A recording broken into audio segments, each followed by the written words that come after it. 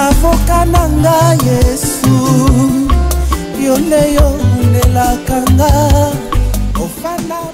Seigneur de gloire le bénisse aussi. Nous saluons nos bien-aimés qui sont à Luanda parce que vous nous avez appelés et nous croyons que la grâce de Dieu va nous permettre enfin de descendre sur place et de prêcher la parole de Dieu. Nous saluons tous nos bien-aimés, en tout cas en Australie, que ça soit en Chypre, en Turquie. Nous saluons ces bien-aimés qui nous a appelés à partir de la Turquie.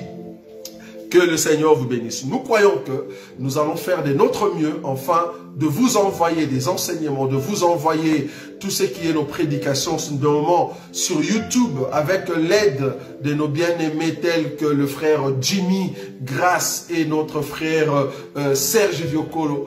Vous pouvez toujours bénéficier de voir ces émissions que nous sommes en train de propager sur YouTube, que ce soit sur Facebook et sur tout ce que je suis en train d'aimer beaucoup. C'est ce que les bien-aimés sont en train de faire, c'est-à-dire de mettre de spots.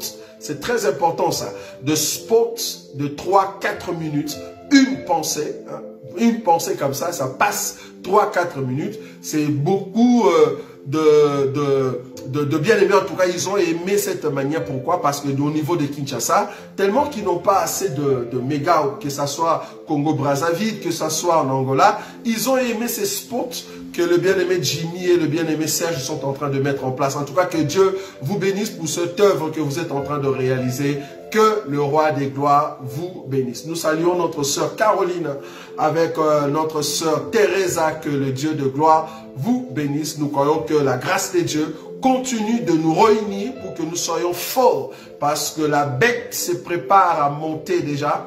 Il est en train de mettre en place tout le plan, tout ce qu'il veut, afin que quand il viendra, qu'il trouve la situation selon ce que Dieu avait mis dans les Écritures. Donc, nous devons nous préparer parce que très bientôt, nous allons rentrer à la maison, c'est-à-dire chez nous, au ciel, auprès de celui qui nous aime tant. Et ce n'est qu'après, nous allons revenir ici et nous allons voir comment est-ce que le roi des gloires va changer beaucoup de choses. Donc, shalom, shalom à tout le monde.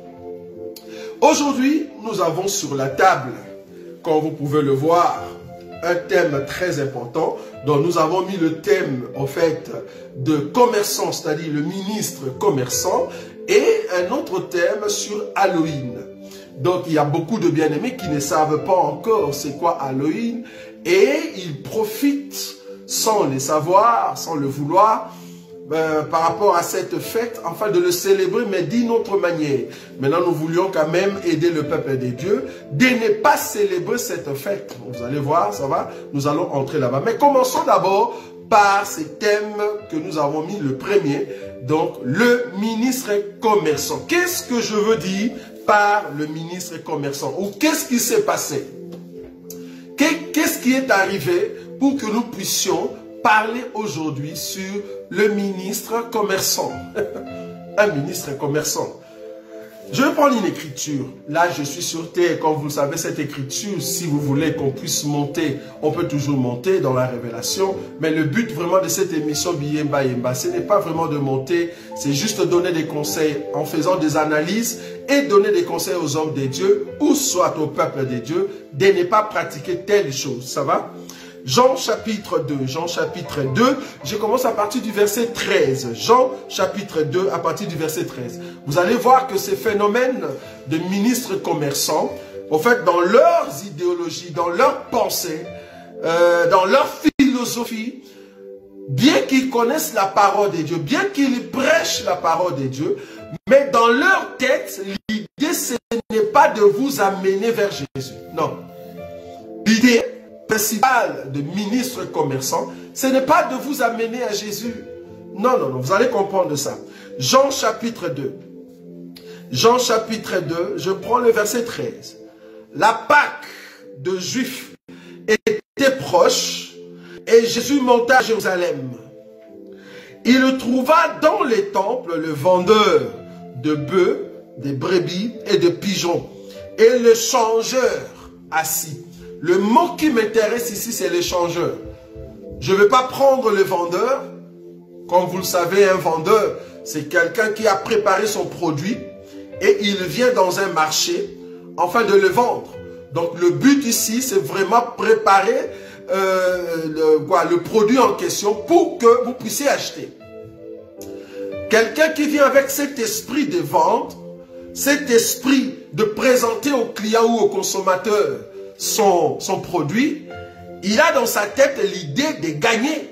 Est-ce que vous voyez ça? Donc, il va tout faire tout autour de son produit afin de le présenter au consommateur, pour qu'il puisse consommer, mais moyennant quelque chose. Bien que j'ai un produit, je suis un vendeur, j'ai un produit qui est entre mes mains, je veux bien l'aménager dans le but de le vendre pour gagner quelque chose. Je ne veux pas offrir, non. Je ne veux pas l'offrir, mais je viens pour vendre. C'est-à-dire, je veux mettre un prix par rapport à ce que je dis. C'est comme ça que les consommateurs vont payer. Donc, quand tu consommes mon produit, il faut payer. Il faut payer. Ça, c'est un vendeur. Maintenant, un changeur, c'est qui? Un changeur, il a au fait une somme d'argent. Toi, tu viens avec ton bien. Il te dit maintenant, donne-moi ton bien. Moi, je vais te donner ce que j'ai, mais avec un certain pourcentage. Donc, je ne veux pas garder, au fait, le même, comment on dit, je ne veux pas garder la même valeur. Voilà, c'est par rapport à la valeur. Donc, ici, moi, je te présente ce que moi j'ai, et toi, tu me donnes ce que tu as, mais tu dois me les donner avec un pourcentage. Ça, c'est un changeur.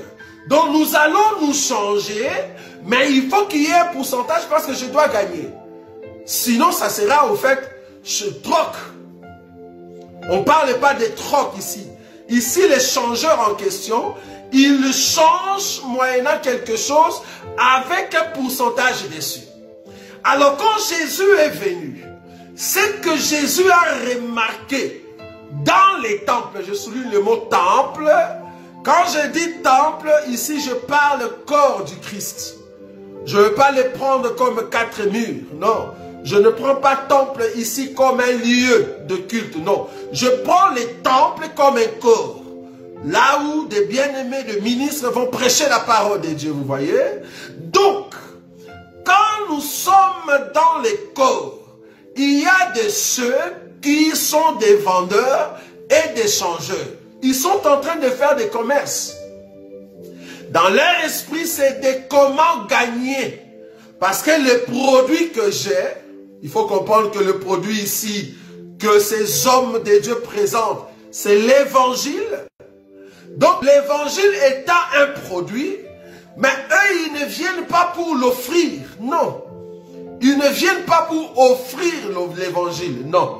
Ils viennent pour vendre l'évangile. C'est-à-dire, quand ils prêchent dans leur tête, ils sont en train de vous présenter l'enseignement parce qu'ils vont gagner quelque chose. C'est pour ça qu'ils vont tout faire, créer n'importe quelle manière pour soutirer de l'argent. Parce que ce sont des vendeurs. Les vendeurs. Remarquez. Les commerçants, les ministres commerçants.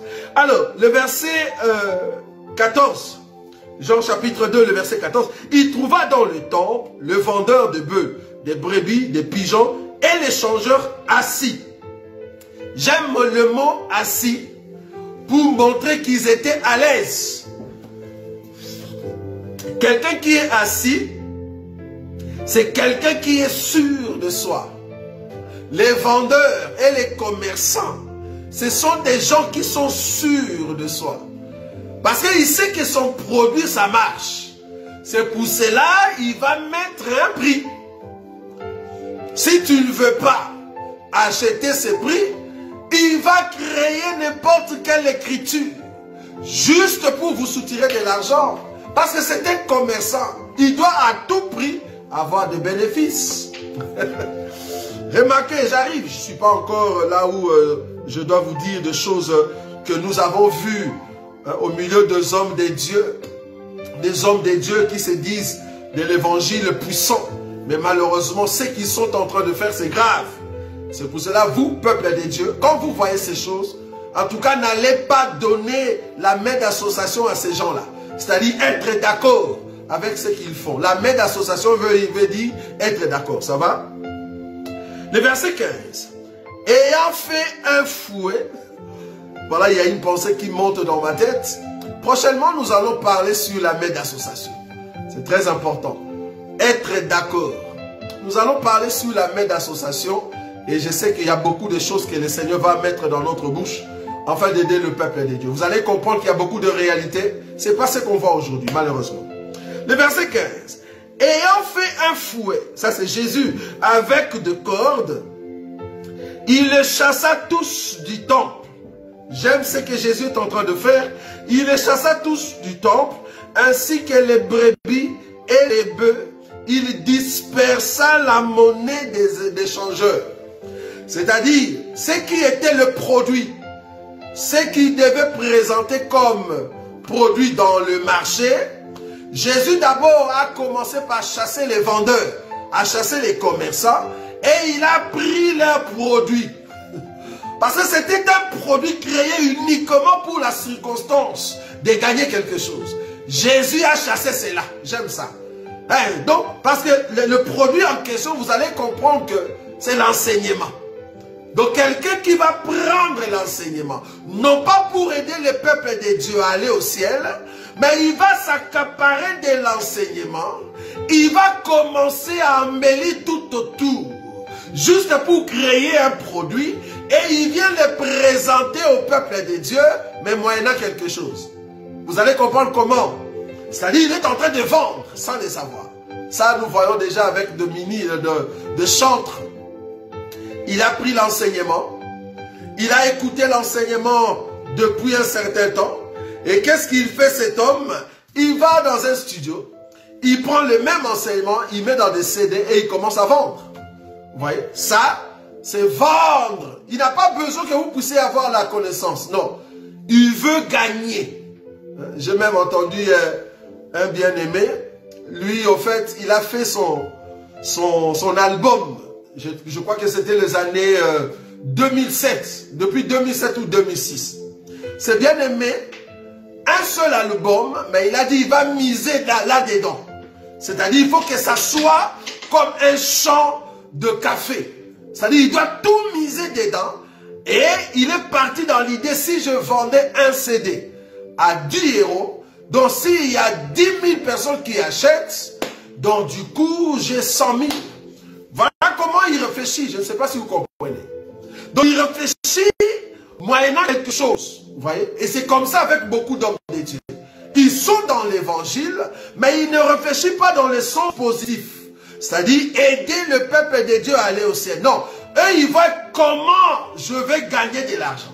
C'est-à-dire quand je viens dans tel lieu, quand je viens dans telle ville, comment je vais soutirer de l'argent, surtout que dans cette église, il y a beaucoup de gens. Ça, vous voyez ça? C'est grave. Je continue. Vous allez comprendre la pensée. Le verset 15. Ayant fait un fouet avec des cordes, il les chassa tous du temple, ainsi que le brebis, les bœufs. Il les dispersa, et il dispersa la monnaie des changeurs, et renversa les tables. Et il dit aux vendeurs de pigeons, ôtez cela d'ici, ne faites pas de la maison de mon père une maison de trafic, ou une maison de commerce. Ne faites pas de la maison de mon père. La maison de mon père, c'est toi, bien-aimé. La maison de mon père.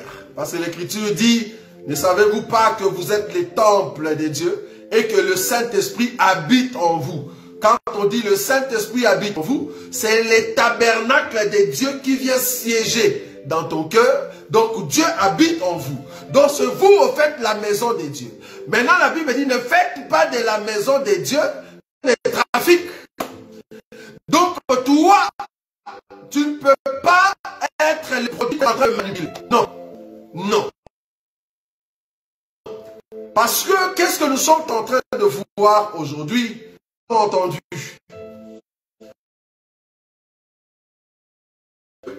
Dans des milieux dits chrétiens. Chose grave que nous sommes en train de voir, vous allez remarquer qu'un homme de Dieu, il vient dans une ville, ça peut être en Suède, ça peut être aux États-Unis, ça peut être au Congo, ça peut être en Afrique du Sud, ça peut être en Belgique, ça peut être partout. Il vient vous prêcher la parole de Dieu, mais il a amené des mallettes. C'est grave. Il a amené des mallettes, et dans ces mallettes ou de valises, il y a ce qu'on appelle... Donc, son enseignement, qui va vous prêcher, il a des syllabus. Maintenant, vous allez écouter la parole de Dieu, il ne va pas entrer vraiment en détail. Et il vous dit, les détails, veuillez acheter des syllabus. Là, il met un prix. L'enseignement que je suis en train de donner, bien aimé. Ici, je ne serai pas entré en détail. Si vous voulez voir les détails de mon enseignement, voici les syllabus. Je les vends à 10 €, 5 €, je les vends à 3 €. Qui veut acheter mes syllabus? Ça, c'est un commerçant. C'est un grand commerçant. Donc, il a appris les choses de Dieu pour venir gagner. Dans l'église de Dieu, nous ne vendons pas de syllabus, bien-aimés. Je ne suis pas contre. Je ne suis pas contre de faire un livre. C'est-à-dire l'enseignement tel, je le mets dans un livre, mais il faut comprendre que ce livre-là doit être gratuit. Si cela n'est pas gratuit, alors ceux qui veulent, au fait, soutenir l'œuvre, ils ne vont pas payer, non. Il peut amener même 50 centimes.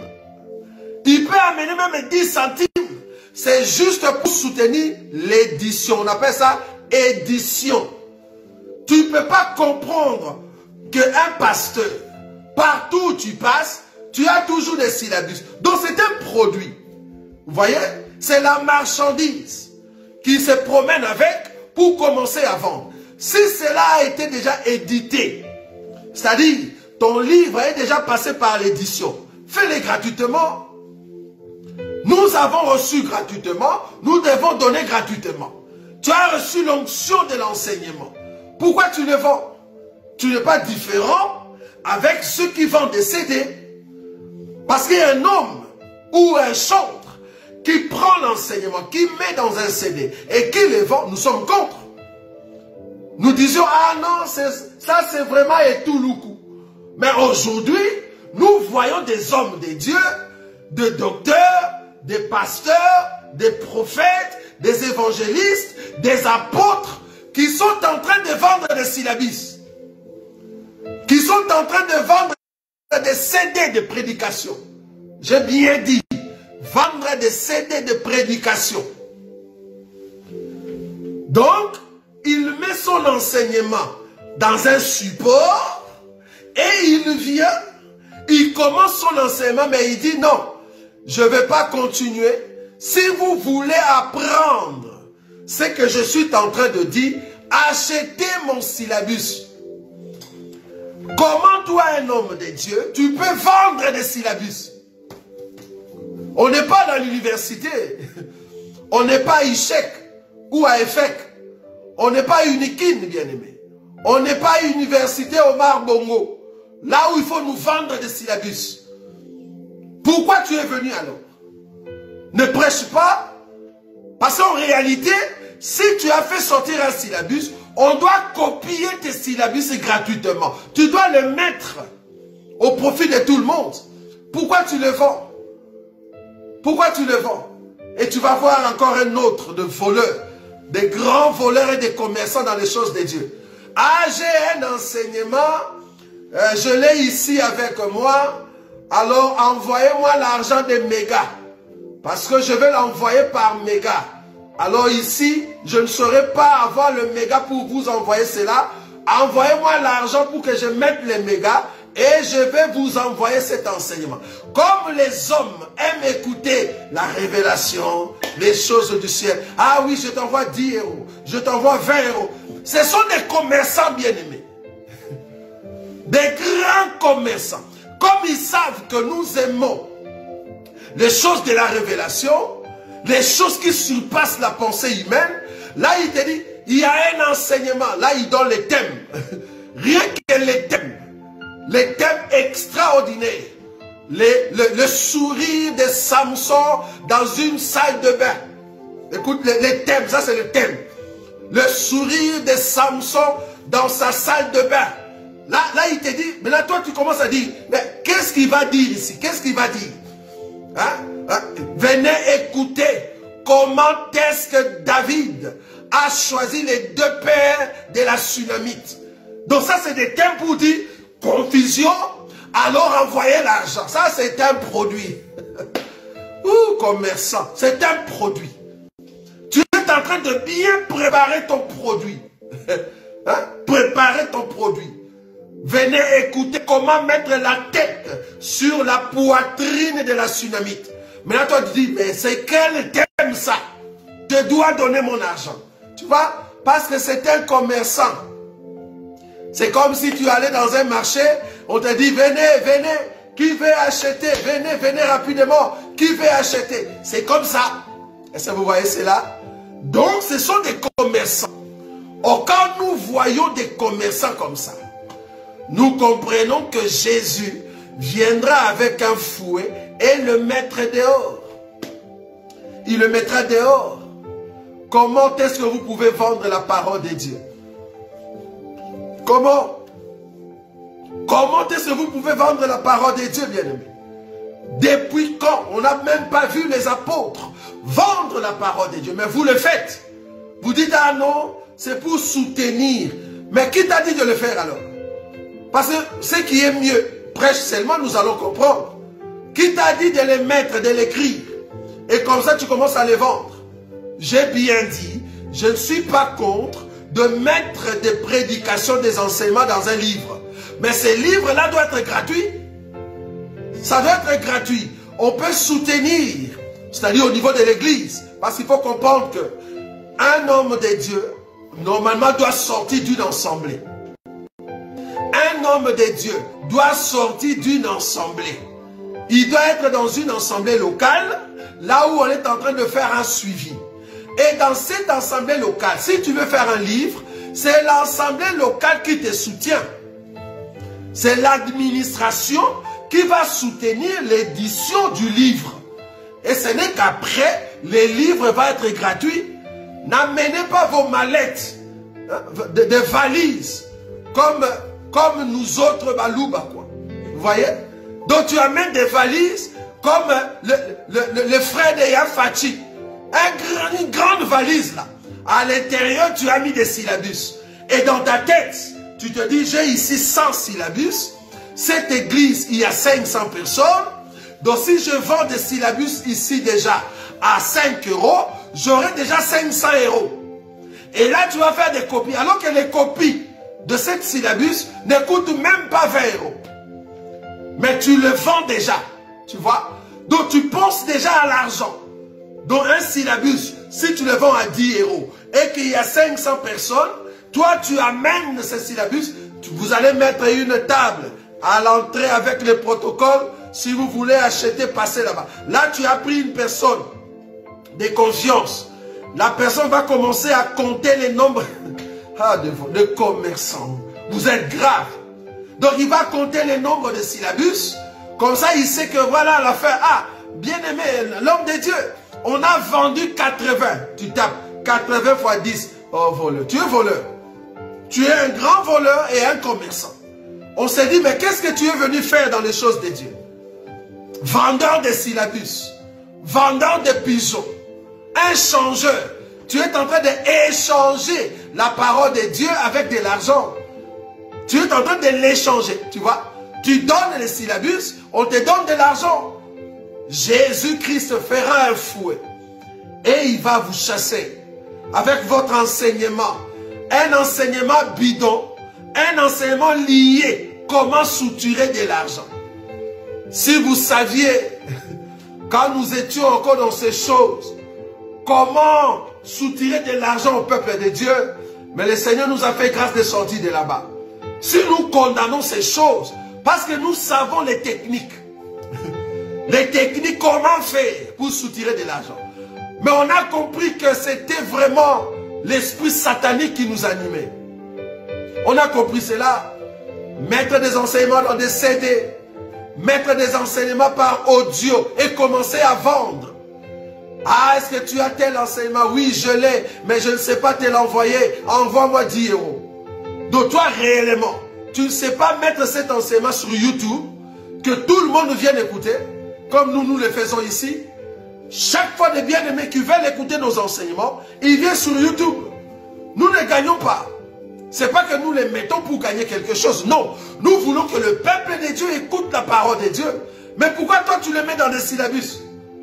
Et tu vas voir que des enseignements que tu as mis dans des syllabus, tu n'aimes pas trop les prêcher. Sinon les gens ne vont pas acheter des syllabus. Donc quelque part tu caches la vérité pour que le peuple de Dieu vienne acheter la vérité que tu as. Tu es un commerçant, qu'est-ce que tu veux que je dise? Donc quand on t'invite dans une église, toi dans ta tête, tu te dis, je veux aller dans une église où il y a beaucoup de gens. Là où il y a 2, 3 personnes, non, je ne veux pas. Ils vont me donner combien? Donc je vais aller prêcher là où il y a 500, 250 personnes. Là il y a l'onction qui sort. Parce que tu sais qu'à la fin, ils vont mettre un panier. Oh là là, de voleurs, de commerçants. Ils vont mettre un panier et ils vont te donner, c'est ça. C'est pour ça que tu aimes aller prêcher dans des églises où il y a beaucoup de gens. Ça, c'est pas bon. Quand il n'y a pas de gens, tu ne pars pas. Là où il y a 1000, 1500 personnes, là tu es content, tu sais que tu vas gagner quelque chose. C'est parce que tu es un commerçant. L'évangile que tu prêches, tu es en train de les vendre. De les vendre pour qu'on te donne de l'argent.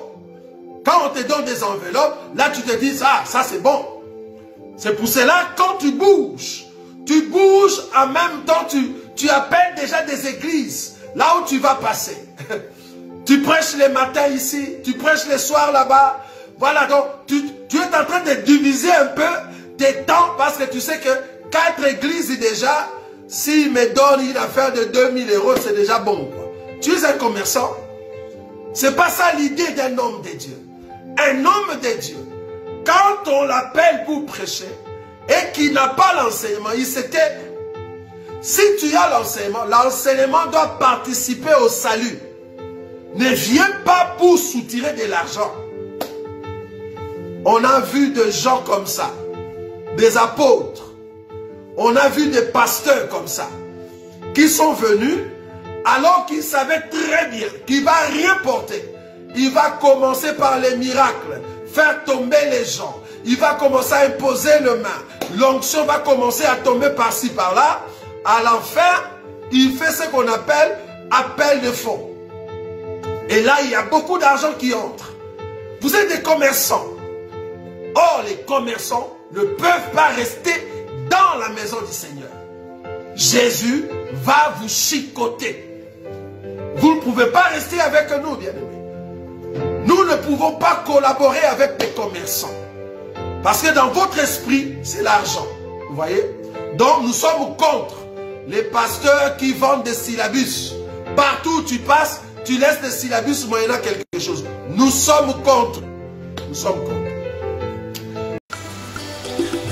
Merci Jésus. Merci Jésus. Merci Jésus. Merci Jésus.